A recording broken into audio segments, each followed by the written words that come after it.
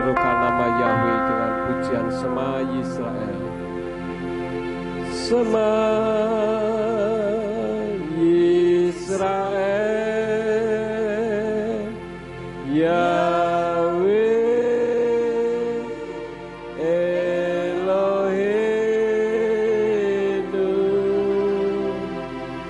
Yahweh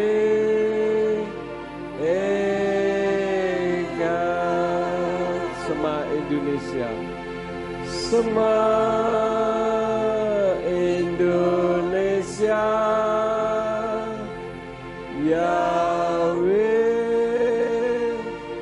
Eloheinu, Yahweh Eka. Shema Ambarawa, Shema Ambarawa, Yahweh Eloheinu, Yahweh Eka. Baruch Shem Kevod Malkuto Leolam Waed. Dengarlah hai Israel, Indonesia, Ambarawa dan bahkan seluruh dunia. Yahweh Elohim kita, Dia Echad. Dialah satu-satunya Elohim yang layak dan berhak untuk ditinggikan. Oleh karena Engkaulah Tuhan pencipta alam semesta. Oleh karena itu semua kuasa penguasa roh jahat di udara Engkau harus dengar. Hanya Yahweh lah yang layak untuk ditinggikan. Kami mengucap syukur karena Tuhan memberi kesempatan kembali untuk kami belajar kebenaran firman pada hari ini setelah kami memuji-muji dan meninggikan nama-Mu.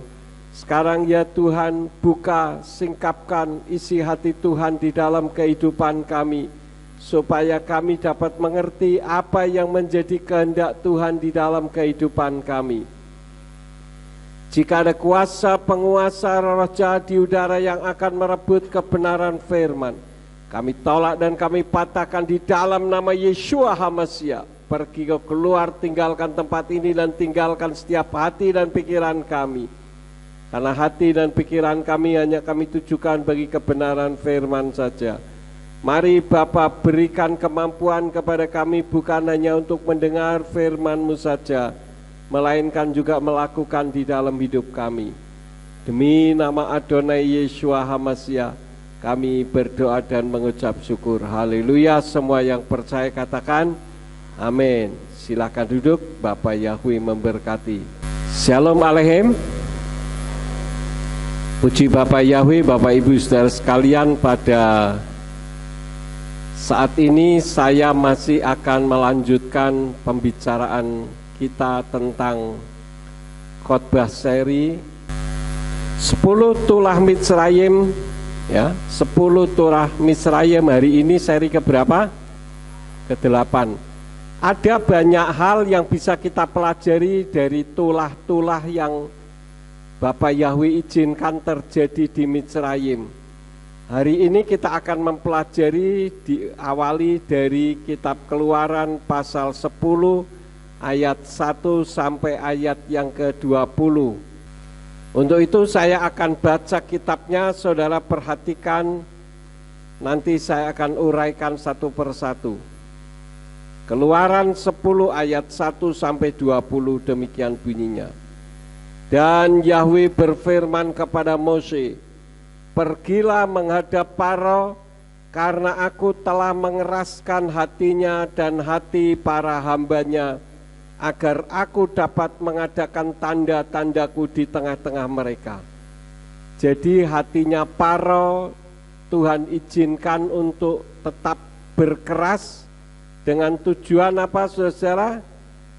agar Yahweh dapat mengadakan tanda-tanda mujizat di tengah-tengah mereka. Ayat 2.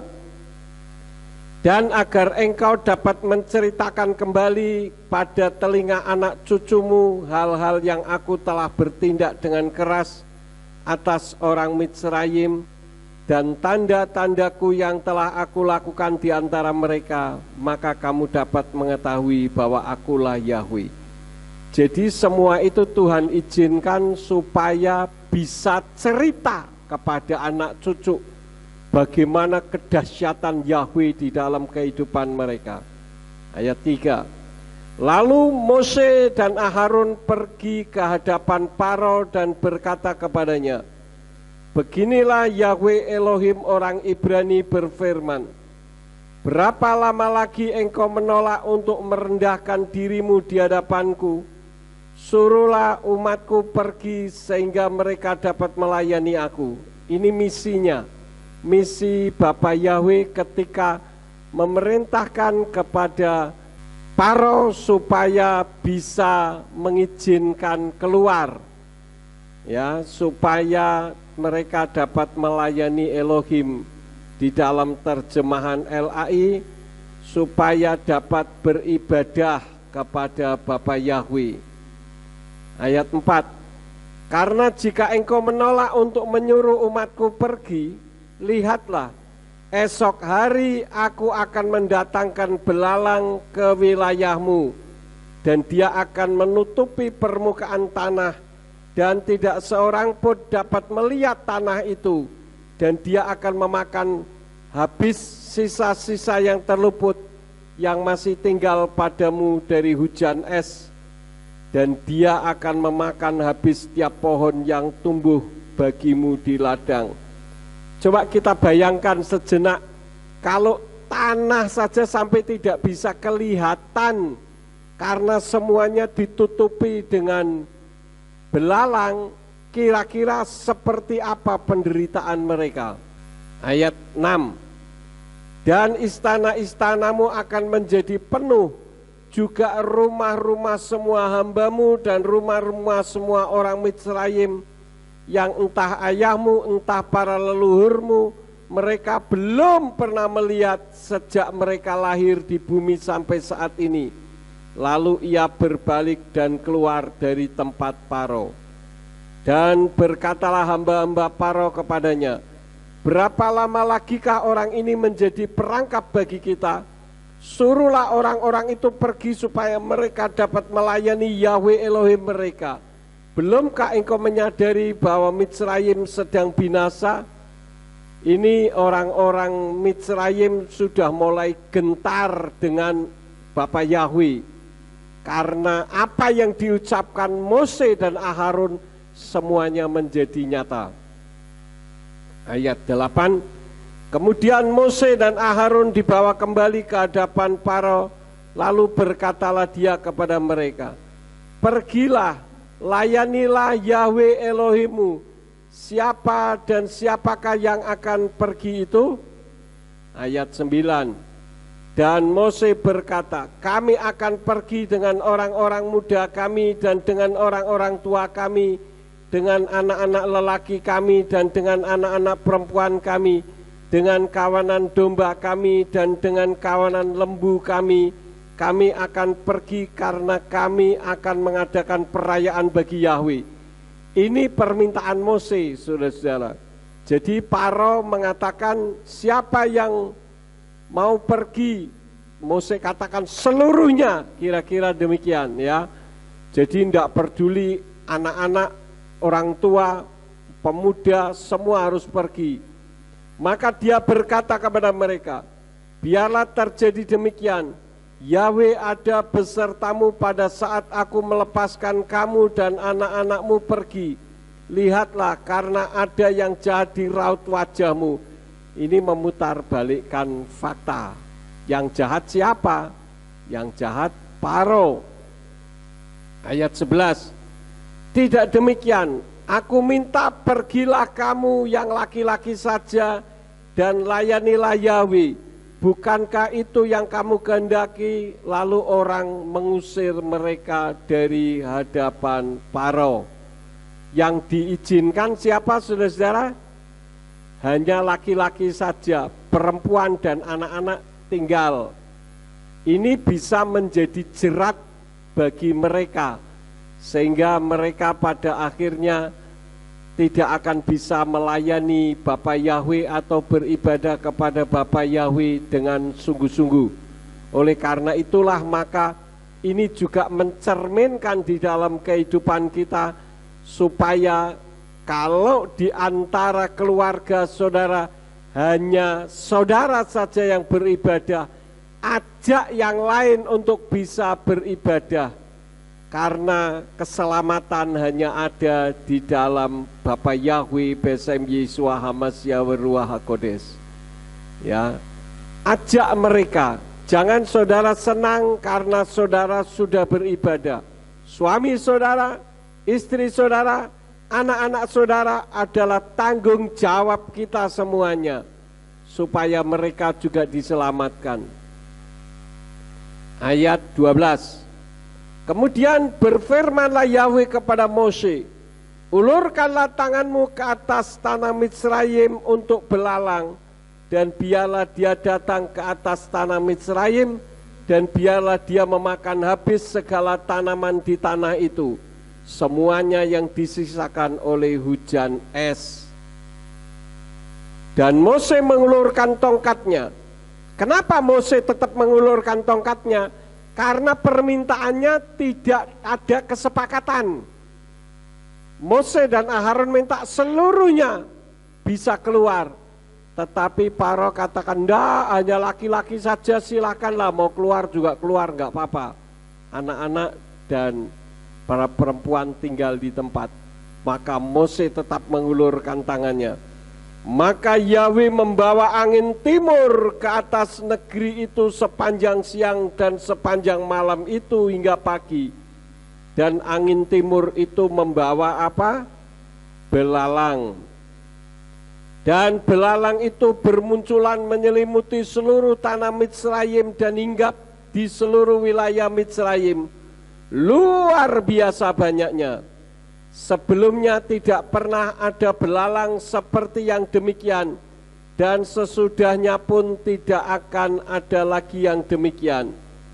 Dan dia menyelimuti seluruh permukaan tanah, dan negeri itu menjadi gelap, dan dia melahap seluruh tumbuhan di bumi, dan segala buah pepohonan yang telah hujan es sisakan, dan segala yang hijau tidak lagi disisakan pada pepohonan dan pada tumbuhan di padang di seluruh tanah Mitsraim. Ini akibat mereka mengeraskan hati, maka terjadi kerusakan ekonomi yang dahsyat. Hati-hati juga untuk kita, saudara-saudara ya. Kalau saudara tidak ingin rusak ekonominya, beribadahlah kepada Bapa Yahweh dengan sungguh-sungguh. Jangan hanya saudara, tapi ajak keluarga saudara. Ayat 16. Maka Faro segera memanggil Mose dan Aharon lalu berkata, "Aku telah berdosa terhadap Yahweh Elohimmu dan terhadap engkau, terhadap kamu." Ini biasa ya, selalu berpura-pura begitu. Ayat 17.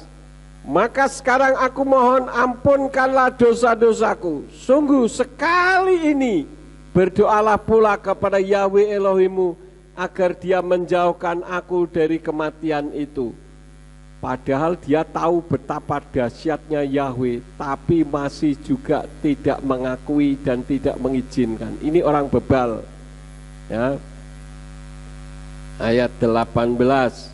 Dan keluarlah Mose dari tempat Faro, lalu ia berdoa kepada Yahweh, dan Yahweh mengubah angin laut yang sangat kencang, dan angin itu membawa belalang itu dan melemparkannya ke laut Suf.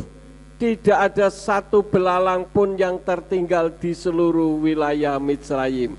Bagi Yahweh gampang, sekali libas bersih gitu ya. Karena itulah maka tidak ada hal yang mustahil apabila kita bekerja sama dengan Elohim kita. Ayat 20, namun Yahweh mengeraskan hati Faro dan dia tidak melepaskan Bani Israel pergi karena hatinya penuh dengan kepura-puraan, maka Tuhan izinkan hatinya dikeraskan. Nah, Bapak Ibu Saudara sekalian, tulah ke-10 Mitsrayim adalah apa? Belalang. Nah, belalang itu yang tadi kita baca, bahasa Ibraninya arbeh. Bahasa Ibraninya arbeh. Tapi kalau kita membaca di dalam kitab Matius pasal yang ketiga ayat yang keempat, di sana juga kita jumpai kata belalang juga, saudara-saudara. Saya akan baca Matius 3 ayat yang keempat dari Indonesian Literal Translation, berbunyi, dan Yohanan mengenakan pakaiannya dari bulu unta dan sebuah sabuk dari kulit di lingkar pinggangnya, dan makanannya adalah belalang dan madu hutan. Ternyata belalang itu ada yang bisa untuk dimakan, dan binatang itu ternyata setelah saya surfing di internet, belalang yang ada di Mitsrayim, yang ada di tanah Israel itu beda dengan belalang yang kita jumpai pada umumnya, tetapi mengandung banyak protein.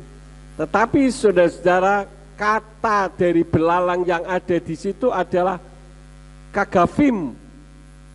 Ya, bunyinya kagafim, sama-sama diterjemahkan belalang. Lalu bedanya apa? Sama-sama belalang tapi jenisnya yang berbeda. Hanya jenisnya yang berbeda. Nah, sekarang perhatikan, sama-sama belalang tapi beda jenis. Apa yang bisa kita ambil dari hal ini? Di tangan yang berbeda menghasilkan hasil yang berbeda. Jadi ada pelajaran yang kita bisa ambil. Contohnya apa? Tongkat. Di tangan Mose kita melihat apa yang terjadi dengan tongkat di tangan Mose. Kita membuka di dalam Keluaran pasal yang keempat, ayat 1 sampai ayat yang kelima. Di tangan Mose tongkat jadi apa? Dan Mose menjawab dan berkata, namun lihatlah, mereka tidak mempercayaiku dan tidak mau mendengarkan suaraku, karena mereka akan berkata, Yahweh tidak menampakkan diri kepadamu. Lalu Yahweh berfirman kepadanya, apakah yang ada di tanganmu itu? Dan dia menjawab, sebuah tongkat. Lalu dia berfirman, lemparkanlah itu ke tanah. Dan Mose pun melemparkannya ke tanah, dan tongkat itu menjadi ular, dan Mose lari meninggalkannya. Dan Yahweh berfirman kepada Mose, ulurkanlah tanganmu dan peganglah pada ekornya. Lalu ia pun mengulurkan tangannya dan menangkapnya, dan ular itu menjadi tongkat di tangannya. Dengan demikian mereka menjadi percaya bahwa Yahweh Elohim leluhur mereka telah menampakkan diri padamu, yaitu Elohimnya Abraham, Elohimnya Yitzhak, Elohimnya Yakub. Coba saudara-saudara, jadi kalau difilmkan bagus, tongkat dilempar jadi ular. Begitu dipegang ekornya, buntutnya dipegang, jadi tongkat lagi. Ini luar biasa sekali saudara-saudara. Itu artinya apa? Tongkat di tangan Mose memberi kehidupan, tetapi di tangan penyihir beda lagi saudara-saudara. Kita lihat pada pasal yang ke-7 ayat yang ke-11 sampai ayat yang ke-12. Keluaran 7 ayat 11 sampai 12. Dan Faro memanggil orang-orang pintar dan para penyihir, dan mereka para dukun Mitsrayim melakukan hal yang demikian juga dengan mantra-mantra rahasia mereka. Dan mereka masing-masing melemparkan tongkatnya, dan tongkat-tongkat itu menjadi ular. Tetapi tongkat Aharon menelan tongkat mereka. Nah, sudah ada perbedaan di sini ya. Sama-sama tongkat, tapi di tangan penyihir. Jadi sihirnya Mitsrayim itu memang hebat luar biasa. Dulu ketika saya ke Israel, pulangnya lewat Mesir, saudara-saudara. Nah, di Mesir itu ada orang jual souvenir. Souvenirnya itu banyak sekali varian-varian patung-patung. Saya waktu itu belum memahami betul, ternyata itu adalah dewa-dewa yang ada di Mitsrayim. Jadi berkali-kali Tuhan mengizinkan seperti apa yang terjadi ini, saudara.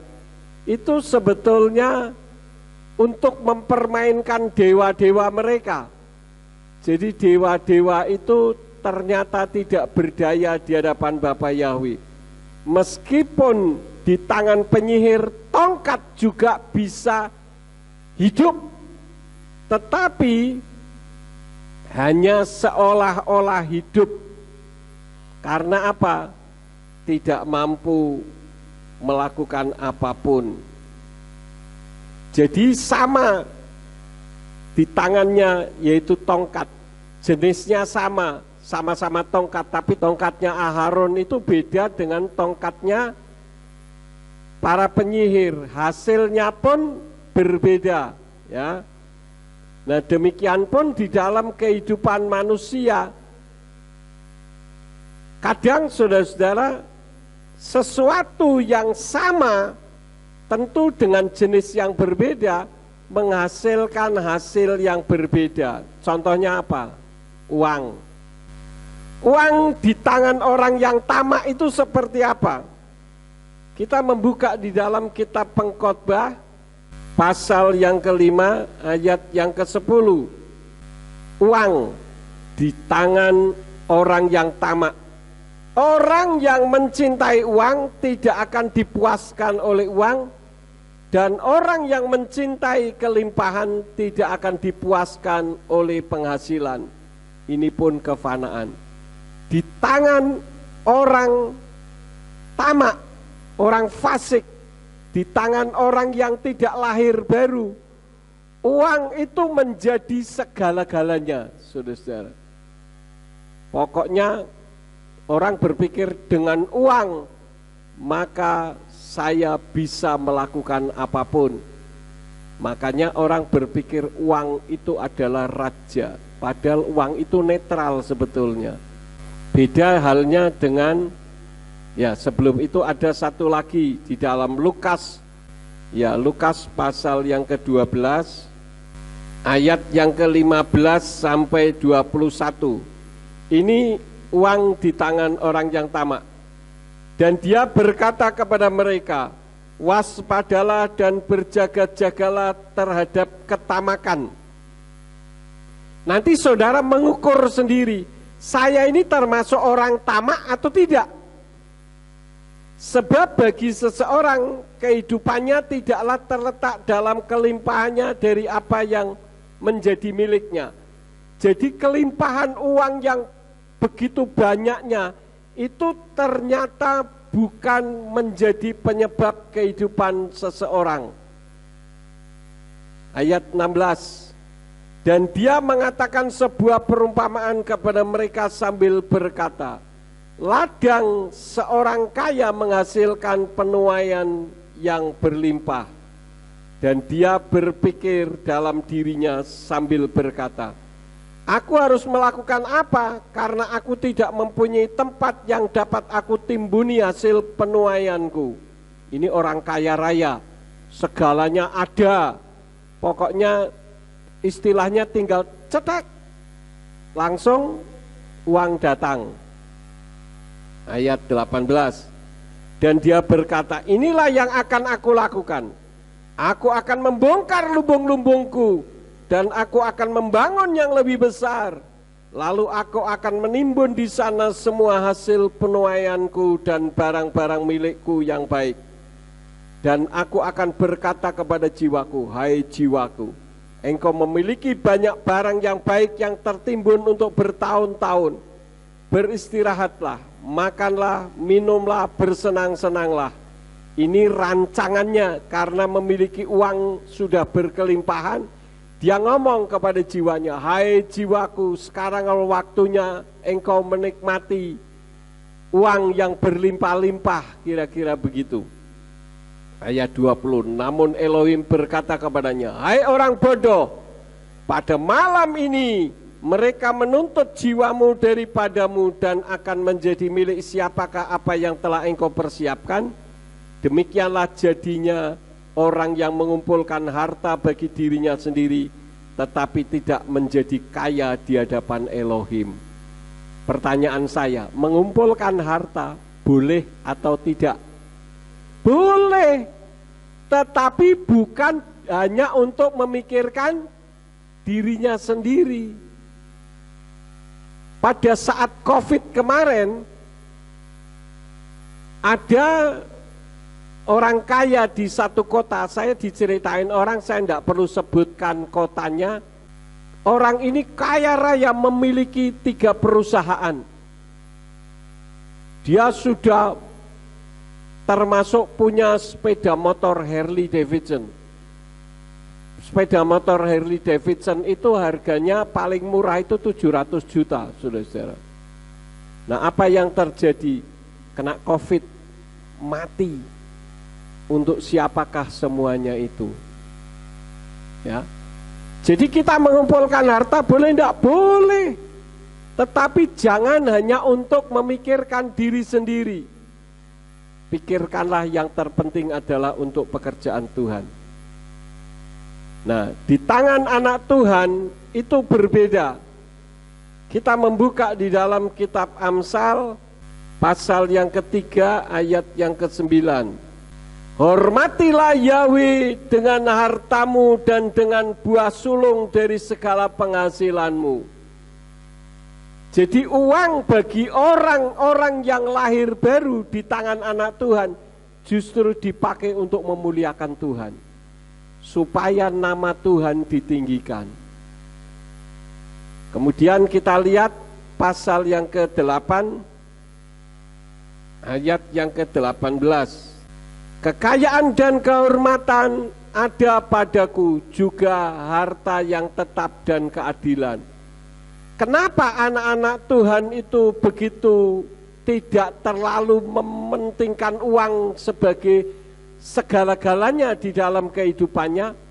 Karena dia tahu bahwa yang memiliki bisa mendapatkan banyak harta itu dari hikmat. Di sini dikatakan kekayaan dan kehormatan ada padaku, itu bukan pada Tuhan sebetulnya. Yang dimaksud di ayat ini loh ya. Kalau di ayat lain nanti kita akan tahu bahwa itu semua dari Tuhan adanya. Tetapi di Amsal 8 ayat yang ke-18, kekayaan dan kehormatan ada padaku, itu ada pada hikmat. Artinya dengan hikmat orang bisa kaya. Dengan hikmat orang bisa mendapatkan kehormatan. Siapa sih yang pernah mengadakan seminar yang dihadiri 1.500 orang di kantor gubernur di Manado, kantor gubernur Mapalus? Saya pernah, saudara-saudara. Kok bisa? Karena Tuhan memberi hikmat untuk saya menerangkan siapa Yahweh itu sesungguhnya. Kalau dipikir salah akal manusia, tidak mungkin siapa saya. Saya bukan siapa-siapa dan tidak ada apa-apanya. Padahal yang datang itu petinggi-petinggi gereja. Saudara tahu sendiri bagaimana kota Manado itu. Kalau pagi kita mendengar suara orang yang kepercayaan lain, mereka menyembah kepada Tuhannya. Kalau di Manado kita mendengar puji-pujian menggunakan loudspeaker. Banyak saudara-saudara seperti yang ada di sini. Jadi nanti yang di sini memuji Tuhan dengan lagu apa, yang sana lagu apa, sana lagu apa. Jadi kalau dipikir siapa saya? Tetapi semua ada karena apa? Karena hikmat, karena pengetahuan. Nah, sekarang kita lihat hal yang lain lagi, yaitu di dalam 1 Tawarikh. 1 Tawarikh pasal yang ke-29 ayat yang ke-11. 1 Tawarikh 29 ayat 11 sampai 12. Bagimu ya Yahweh kebesaran dan kekuasaan dan kemuliaan dan kemenangan serta keagungan. Segala yang ada di langit dan di bumi kepunyaanmu ya Yahweh. Kepunyaanmu lah kerajaan dan engkau meninggikan dirimu melebihi segalanya sebagai kepala. Dan kekayaan dan kehormatan berasal dari hadapanmu. Dan engkau berkuasa atas segalanya. Di dalam tanganmu lah kuasa dan keperkasaan, dan di dalam tanganmu lah yang menjadi besar, yang menjadikan besar dan memberi kekuatan untuk segalanya. Jadi segala sesuatu ada di tangan siapa? Bapa Yahweh, saudara-saudara. Beda dengan Amsal 8 ayat 18 tadi. Kalau Amsal 8 ayat yang ke-18, bahwa hikmat atau pengetahuan itu bisa menjadikan kita kaya dan bisa menjadikan kita terhormat. Coba kalau saya tidak bisa menguraikan firman, masa saya bisa berdiri di sini? Paling hanya plonga-plongo saja, ya kan? Oleh karena itulah, maka kita harus membedakan uang di tangan saudara termasuk yang mana. Kalau termasuk yang atas, Pengkhotbah 5 ayat yang ke-10, bagi saya uang segala-galanya, maka saudara termasuk orang yang tamak. Tetapi kalau saudara memiliki uang dan uang itu bisa digunakan untuk kemuliaan Bapa Yahweh, saudara termasuk anak Tuhan yang lahir baru. Memang satu benda yang sama sekalipun di tangan pola pikir orang yang berbeda, yaitu orang yang sudah lahir baru dan orang yang bukan lahir baru, itu beda, saudara-saudara. Contohnya di dalam kitab Matius 5 ayat yang ke-45.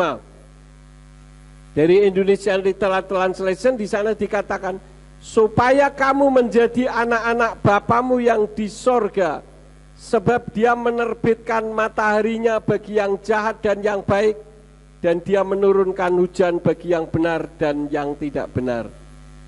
Ini saudara bisa mendeteksi, saudara termasuk yang mana. Kalau termasuk orang-orang yang belum lahir baru, kepanasan, mengeluh, kedinginan, mengeluh juga. Jadi kehidupannya penuh dengan keluhan. Padahal saudara dan saya, kita hidup ini berada di tempat yang paling nikmat. Satu hal saya seringkali katakan, satu hal yang paling tidak disukai oleh Tuhan adalah kalau kita mengeluh, bersungut-sungut. Saya melihat di internet, negara yang paling dingin di seluruh dunia itu Malkovich, Västerbotten country, Swedia. Itu dinginnya bisa mencapai 62 derajat di bawah nol. Orang meludah, buih, jadi batu, saudara-saudara. Dan kalau ada benda, misalkan ini tiang listrik, nggak bisa dipegang begitu, tangannya pasti pakai sarung tangan. Kalau dipegang kenapa? Nempel, saudara-saudara, nggak bisa diambil. Bayangkan minus 62 derajat. Saya pernah ke New York minus 10, waduh dinginnya setengah mati, minta ampun saudara-saudara. Ini 62, minus 62.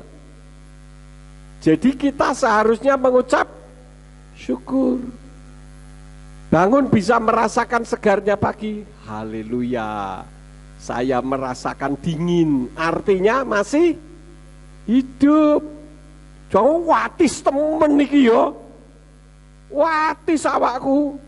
Saya membuka juga di dalam internet negara yang paling panas itu Mali, Afrika. Rata-rata paling rendahnya itu 28,3 derajat Celcius. Yang paling rendah, saudara-saudara, bisa bayangkan itu paling rendah. Nah, yang lebih mengerikan itu Mekah. Di Mekah saat musim panas itu bisa 72 derajat Celcius. Makanya banyak orang-orang pergi haji, berangkat pulang tinggal nama, karena seperti ada di penggorengan. Saya ingat waktu saya ke Israel, saya berjalan kaki menuju ke Yeriko, mau lihat pohon ara yang dinaikin siapa?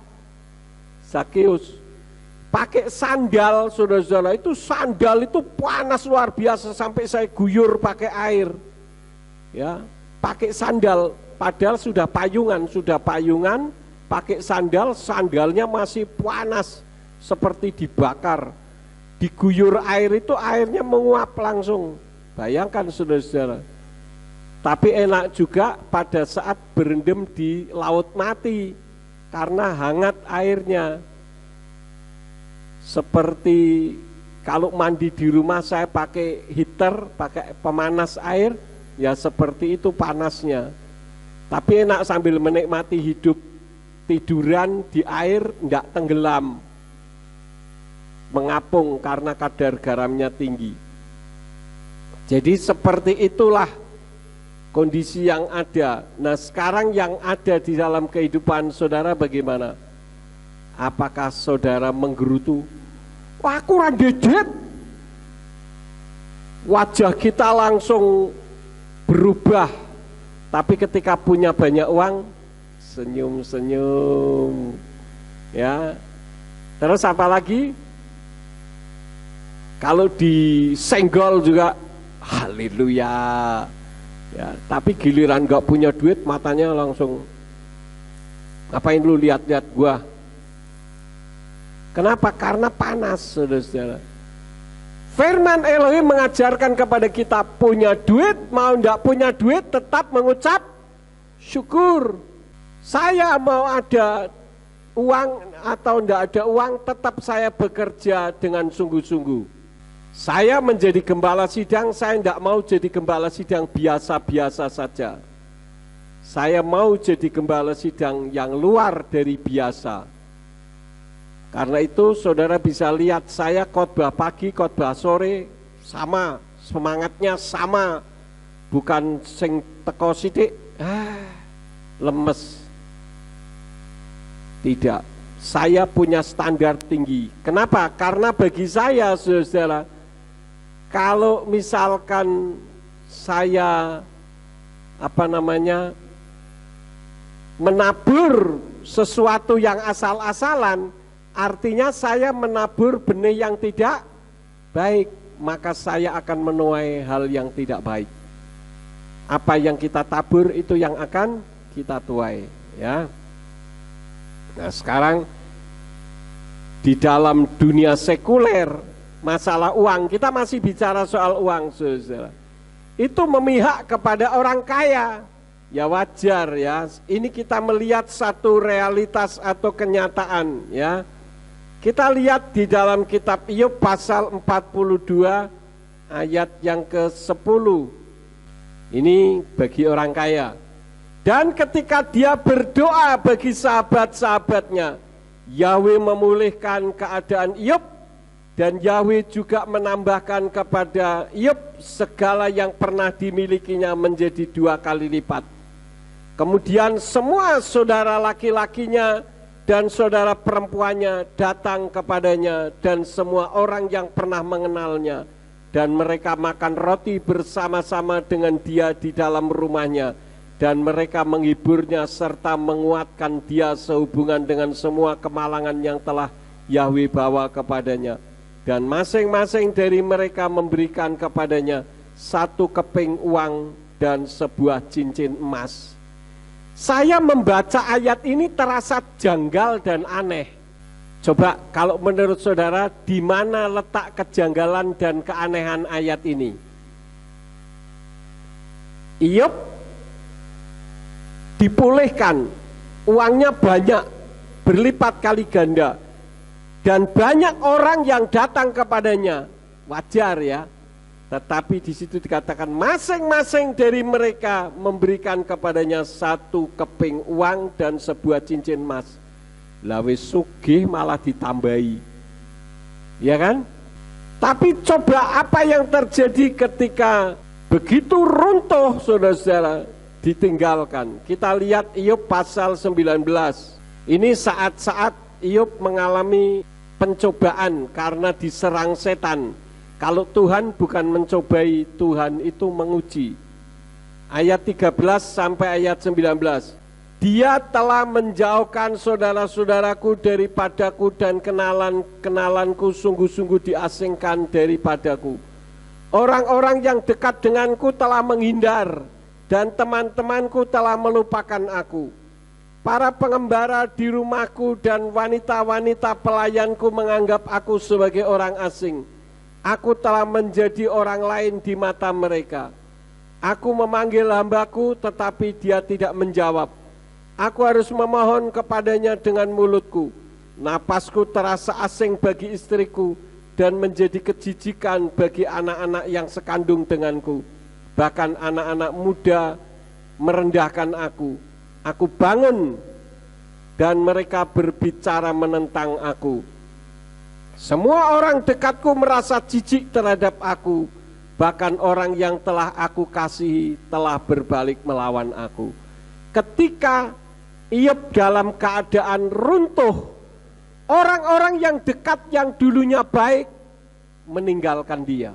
Pak Yakub pernah mengalami? Oh pernah. Ketika tahun 2001 sebelum tahun 2001, saya mendapatkan berkat dari pelayanan itu cukup banyak. Saudara, sekian puluh tahun yang lalu saudara bisa bayangkan ya, saya bisa mendapat dari pelayanan gereja lokal maupun dari luar itu minimal 10 juta. Minimal. Berapa puluh tahun yang lalu itu. Bagi saya untuk hidup di Ambarawa sudah cukup. Lebih dari cukup. Maka saya bagi kepada pendeta-pendeta desa. Saya panggillah pendeta-pendeta desa, berbagi berkat.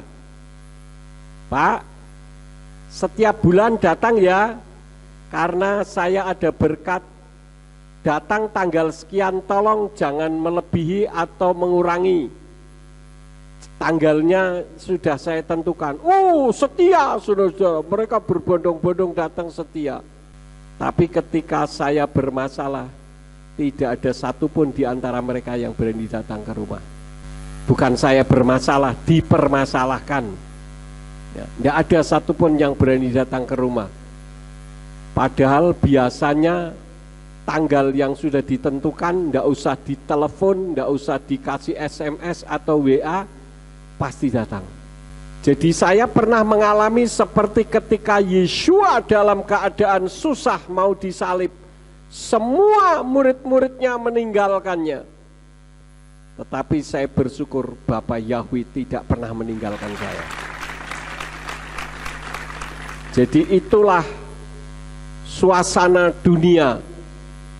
Kalau saudara uangnya banyak, kayak gula didatangi semut. Siapapun ngaku jadi keluarga. Ya kan? Tapi ketika saudara tidak memegang uang, semua orang meninggalkan saudara. Tapi sifat seperti ini jangan ada di dalam diri kita. Justru orang yang dalam keadaan terpuruk itulah yang seharusnya kita bantu.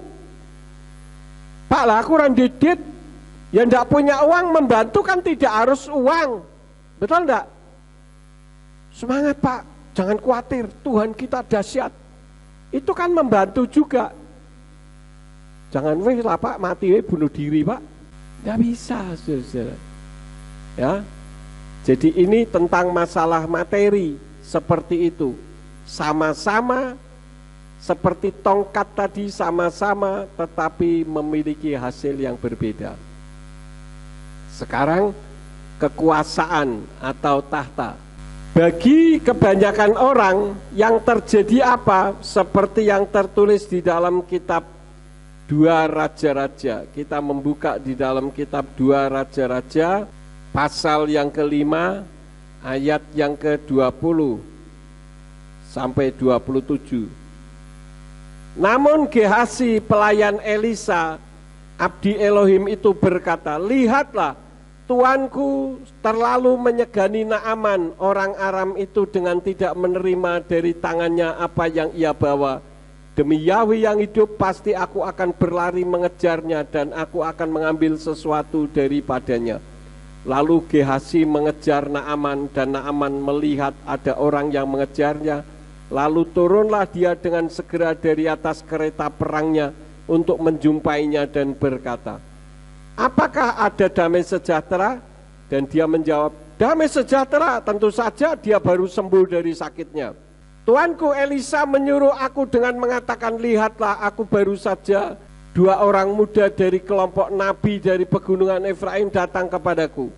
Baiklah, berikan kepada mereka 1 talenta perak dan 2 pasang pakaian. Kemudian Naaman berkata, silakan ambil 2 talenta. Naaman mendesak Gehasi lalu membungkus 2 talenta perak dalam 2 pundi-pundi dan 2 pasang pakaian. Lalu memberikannya kepada 2 pelayannya dan mereka membawanya di depan Gehasi. Jadi ketika dia ngomong sama Naaman, Naaman kan kena penyakit apa? Kusta, disuruh nyemplung, sembuh. Lalu dia mau memberi berkat kepada Elisa, tapi kan Elisa tidak mau, karena yang menyembuhkan bukan dia, tapi Bapak Yahweh, kan gitu. Kira-kira ya, kalau saya rekonstruksikan. Lalu ketika Naaman pulang, Gehasi berpikir, wah, ini ada kesempatan nih. Dia datangi Naaman. Dia bilang memerlukan 1 talenta perak dan sebagainya seperti yang tadi sudah saya baca. Lalu Naaman bilang, nih kasih 2 sekalian dah, nggak apa-apa, wong saya juga sudah sembuh. Gehasi bilang, nggak usah. Tapi dalam hatinya, kapan lagi, kan gitu ya. Akhirnya diterima. Ayat 24. Dan dia tiba di bukit lalu mengambil dari tangan mereka dan menyimpannya di rumah, lalu menyuruh kedua orang itu pergi, maka pergilah mereka. Dan dia masuk dan berdiri dekat tuannya. Lalu Elisa bertanya kepadanya, dari mana Gehasi? Dan dia menjawab, hambamu ini tidak pergi kemana-mana. Bohong saudara-saudara. Padahal dia pergi menjumpai Naaman, dapat duit. Tetapi kata Elisa kepadanya, bukankah hatiku keluar ketika orang itu kembali dari keretanya menjumpaimu? Apakah waktunya untuk mengambil perak dan mengambil pakaian dan kebun zaitun dan kebun anggur dan kawanan domba dan ternak dan budak-budak maupun hamba-hamba perempuan? Ya, kusta Naaman akan melekat padamu dan keturunanmu untuk selamanya. Maka keluarlah dia dari hadapan Elisa dengan kusta seperti salju. Kapokmu kapan gue ya? Jadi dia mendustai. Saya tidak tahu ya saudara-saudara. Mungkin ini saya juga tidak tahu bagaimana dengan gembala-gembala yang lain. Tapi saya sebagai gembala sidang, saya kadang diberi insting oleh Tuhan. Oh, orang ini begini, ya, orang ini jujur, orang ini tidak baik sifatnya. Itu Tuhan kasih insting. Apalagi terhadap para pengerja. Oh, ini orang bekerja dengan sungguh-sungguh. Orang ini bekerja asal-asalan. Saya tahu, saudara-saudara. Betul, saya tahu. Saya juga heran, apakah gembala yang lain juga seperti saya tidak tahu. Tapi yang saya terapkan dalam diri saya seperti itu, ya. Jadi bagi kebanyakan orang dengan kekuasaan menyalahgunakan jabatan. Kapan lagi aji mumpung, gitu ya. Mumpung berkuasa, ya kan? Tapi bagi anak Tuhan, kita membuka di dalam kitab Injil Markos. Markos pasal yang ke-10 ayat yang ke-42 sampai ayat 45. Dan setelah memanggil mereka, Yesua berkata kepada mereka, kamu telah mengetahui bahwa mereka yang menganggap diri memerintah bangsa-bangsa menerapkan kekuasaannya atas mereka, dan para pembesarnya menerapkan otoritasnya atas mereka. Namun tidaklah demikian di antara kamu. Sebaliknya, siapa saja yang ingin menjadi besar di antara kamu, ia harus menjadi pelayanmu. Dan siapa saja yang ingin menjadi yang pertama di antara kamu, ia harus menjadi hamba dari semuanya. Sebab anak manusia pun datang tidak untuk dilayani, melainkan untuk melayani dan untuk memberikan jiwanya sebagai harta tebusan ganti banyak orang. Jadi orang kalau pengen besar, jadilah yang terkecil. Kalau ingin menjadi tinggi, harus jadi yang terendah. Saya sebagai gembala sidang, saudara-saudara, itu ketika dimuliakan betul. Saya pernah melayani keluar kota, saya dijemput menggunakan BMW, menggunakan mobil Mercy, dinginepkan di tempat yang luar biasa, rumah yang luar biasa, tapi ketika dihina, lebih rendah dari tukang sampah. Dan bagi saya tidak masalah, yang jelas Tuhan tidak pernah merendahkan saya. Jadi kalau ada di antara saudara yang merasa tersinggung karena direndahkan, jangan sakit hati. Saya pernah dimaki-maki orang di depan Bu Yakub dan Pak Simeon. Dimaki-maki, habis dicukimai, saudara-saudara. Sama pembantu rumah tangganya saja, masih kajian pembantu rumah tangganya. Pernah saya. Tapi apakah saya sakit hati? Tidak. Saya tidak mau memendam sakit hati, karena itu membuat saya jadi bersalah di hadapan Tuhan. Jadi kekuasaan bagi anak Tuhan itu membuat orang semakin rendah hati. Saya pun menyadari kok siapa saya. Saya bukan siapa-siapa dan bukan apa-apa. Kalau saya ada sebagaimana saya ada semata-mata karena Tuhan. Kalau saudara ingin diberkati Tuhan, jadilah orang yang rendah, jangan sombong. Ya. Karena kekuasaan itu juga datang dari Tuhan. Kalau diambil sama Tuhan, runtuh. Berapa banyak orang kaya karena jabatan runtuh. Apalagi orang-orang yang pamer kekayaan. Ya, konglomerat Indonesia tidak ada yang pamer kekayaan. Ini belum konglomerat beneran, masih konglomerat jadi-jadian, sudah pamer. Ya, mobilnya mewah, jam tangannya Rolex, gini-gini ini saudara-saudara. Saya jam tangan mahal begini aja dikasih orang. Jadi apa yang mau dibanggakan? Toh sama saja, iya kan? Misalkan ini kacamata saya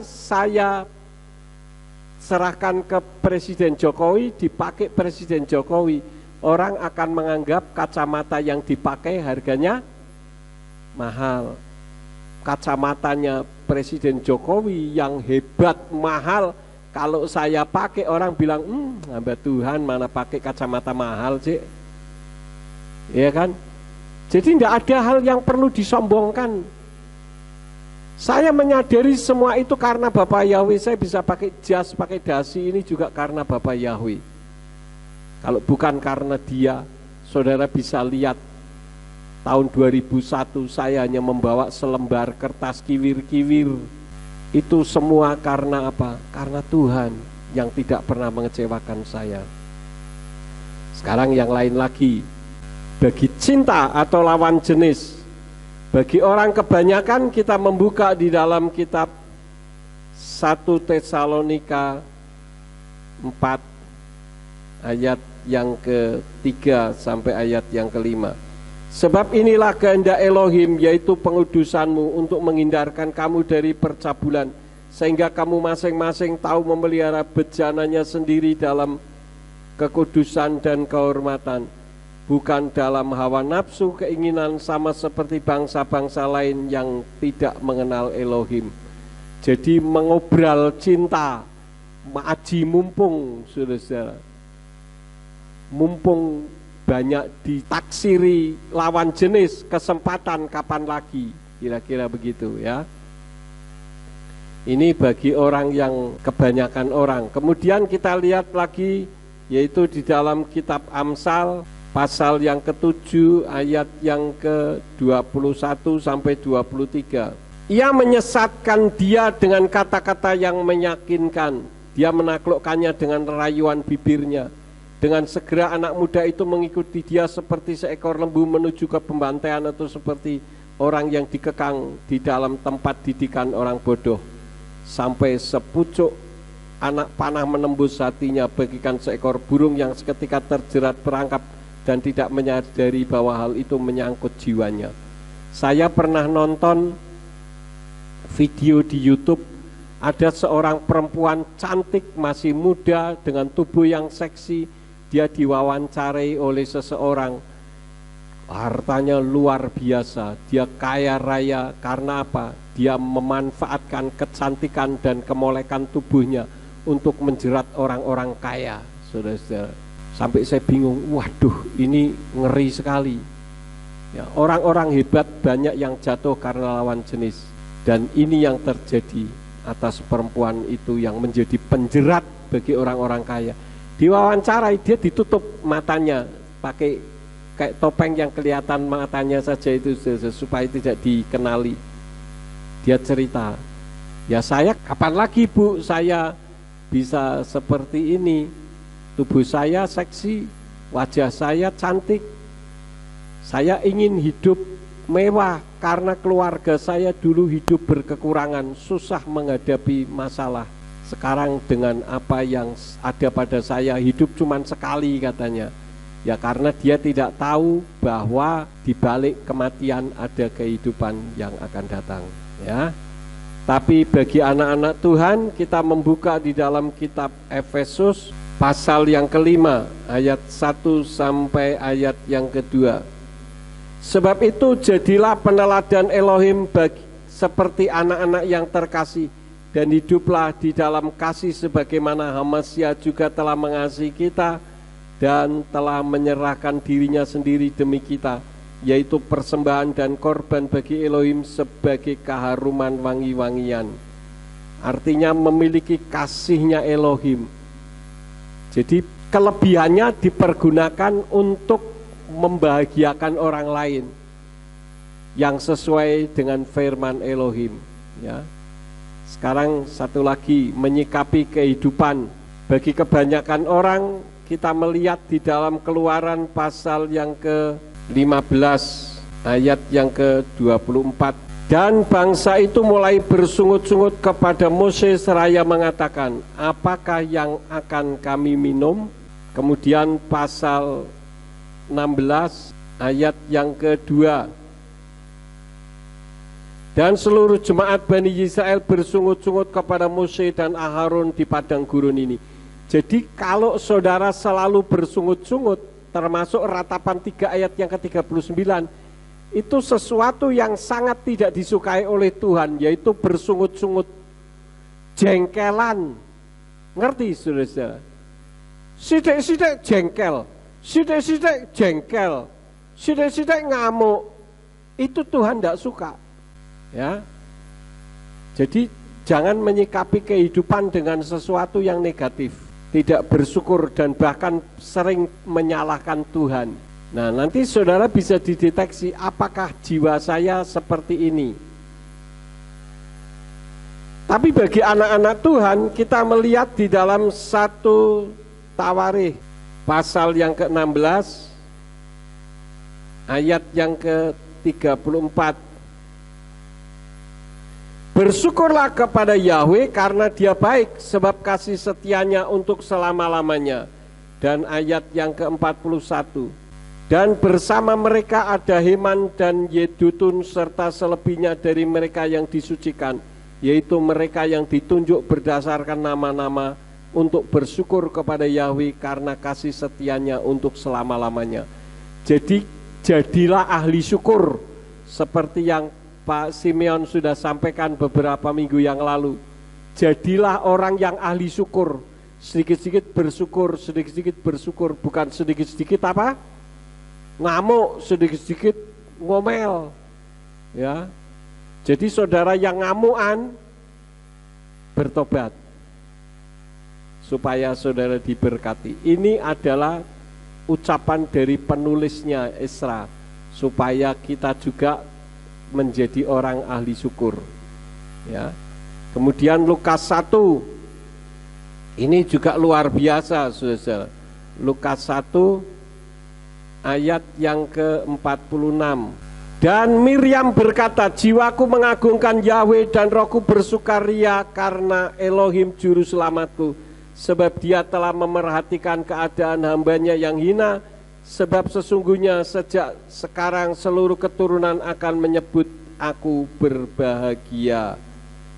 Jadi Miriam atau Maria mengucap syukur karena dia bisa dipakai Tuhan untuk mengandung bayi Yeshua HaMashiach.